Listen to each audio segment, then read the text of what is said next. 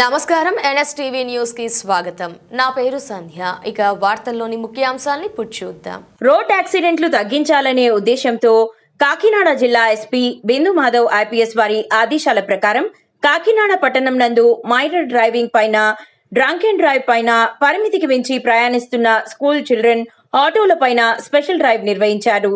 Traffic CI Ramarao మాట్లాడుతూ మైనర్లు వాహనాలు నడపకుండా కట్టడి చేయుటకు ప్రత్యేక తనిఖీలు నిర్వహించి తల్లిదండ్రులు మరియు వాహన యజమానులకు చట్టపరమైన నిబంధనలు, శిక్షలపైన అవగాహన కల్పించామని, మోటార్ సైకిల్స్ నడిపే ప్రతి ఒక్కరూ తప్పనిసరిగా హెల్మెట్ ధరించాలని, డ్రైవింగ్ లైసెన్స్ కలిగి ఉండాలని, ఈ విషయమై తమ కుటుంబ సభ్యులకు, మిత్రులకు తెలియజేయాలని కోరారు.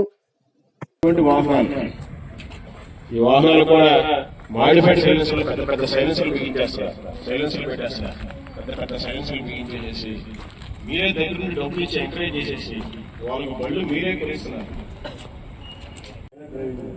ఎందుకంటే కఠినంగా చట్టం చట్టాలు ఎవరన్నా సంవత్సరంలో జరిగినటువంటి యాక్సిడెంట్స్ డేటాను తీసుకుంటే ఎక్కువ మంది మైనర్లే చనిపోతారు. ఇది కూడా చాలా చోట్ల స్పోర్ట్స్ బైక్ ఇచ్చేస్తారు. ఎక్కువగా స్పోర్ట్స్ బైక్ వాళ్ళ మంచి సంవత్సరంలో తీసుకెళ్ళాలి. పరిపాలనలో ఉన్నటువంటి వాళ్ళే వారంలోని ఒక మంచి సంవత్సరం అయితే తీసుకెళ్ళాలన్నటువంటి ఒక దిక్సూచిగా మీరు ఉండాలి. ఆ దిక్సూచుకోవాల్సిన మీరే. తల్లిదండ్రులు ఎవరో ఎక్కడున్నారు సార్? కేకే బండి ఎందుకు ఇచ్చారు ఇంకే మీరు?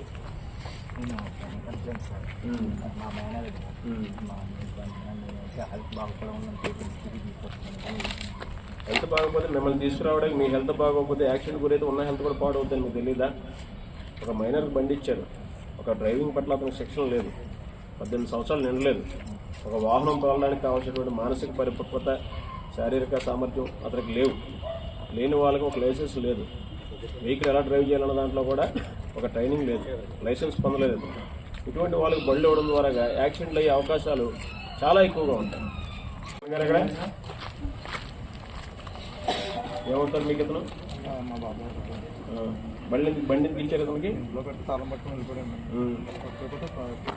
మరి నీ కంట్రోలింగ్ లేదా?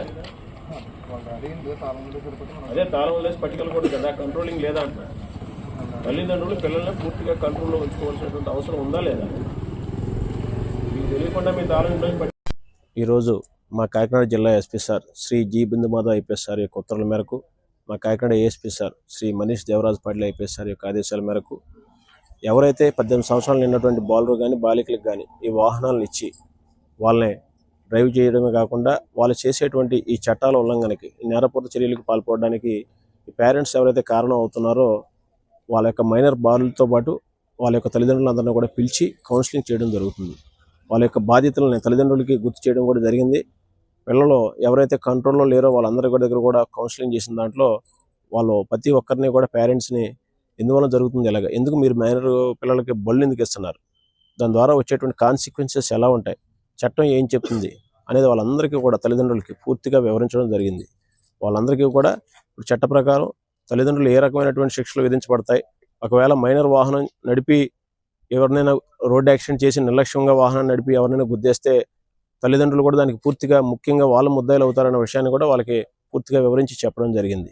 ప్రతి మైనర్కి సంబంధించినటువంటి తల్లిదండ్రులను కూడా పిలిచి వాళ్ళ యొక్క తల్లిదండ్రులు పిల్లల పట్ల ఏ రకమైన మానిటరింగ్ చేస్తారనేది కూడా పూర్తిగా మేము ఒకసారి దాని మీద పర్యవేక్షించడం జరిగింది. సో ఇటువంటి సంఘటనలు పునరావృతం అవ్వకుండా ట్రాఫిక్ పోలీస్ తరఫున గత 3 రోజుల నుంచి కూడా ప్రత్యేకంగా స్పెషల్గా కౌన్సిలింగ్ క్లాసెస్ కండక్ట్ చేయడం జరుగుతుంది. సో వీళ్ళందరికీ కూడా మేము తల్లిదండ్రులందరికీ చెప్పేది ఒకటే, దయచేసి మీ పిల్లల్ని వెహికల్స్ ఇచ్చేటప్పుడు వెహికల్స్ మీ యొక్క పిల్లలు ఒక ఆట వస్తువుగా భావిస్తున్నారు. ఏదో ఒక మోటార్ సైకిల్ని ఒక వీడియో గేమ్ ఆడినట్టుగా ఆడుతున్నారు. వీడియో గేమ్లో ఆ మోటార్ సైకిల్ దేనైనా గుద్దేస్తే వీడియో గేమ్లో గేమ్ ఓవర్ అని వస్తుంది, కానీ నిజ జీవితంలో మన గేమ్ ఓవర్ అయిపోతుంది, అంటే పిల్లల ప్రాణాలు పోతాయి. దయచేసి ఈ విషయాన్ని అర్థం చేసుకోండి. పిల్లల ప్రాణాలు పోవడమే కాదు, ఎదుటివాడు గుద్దినప్పుడు నిర్లక్ష్యం వహిస్తే ఎదుటివాడి ప్రాణాలు కూడా పోయే అవకాశం ఉంది. అదేవిధంగా తల్లిదండ్రులుగా మీ మీద కూడా పూర్తిగా చట్టప్రకారమైన చర్యలు తీసుకోవడం జరుగుతుంది. ఈ విషయాన్ని మీరు అందరూ కూడా అర్థం చేసుకొని పోలీస్ శాఖకు పూర్తిగా మీరు సపోర్ట్ చేస్తూ మీ పిల్లలకి ఏదైతే వాహనాలు ఇస్తున్నారో అవన్నీ ఇక్కడి నుంచి ఆఫ్ చేయడమే కాకుండా పూర్తిగా వాళ్ళ మీద పర్యవేక్షణ చేయవలసిందిగా మేము కోరుతున్నాం.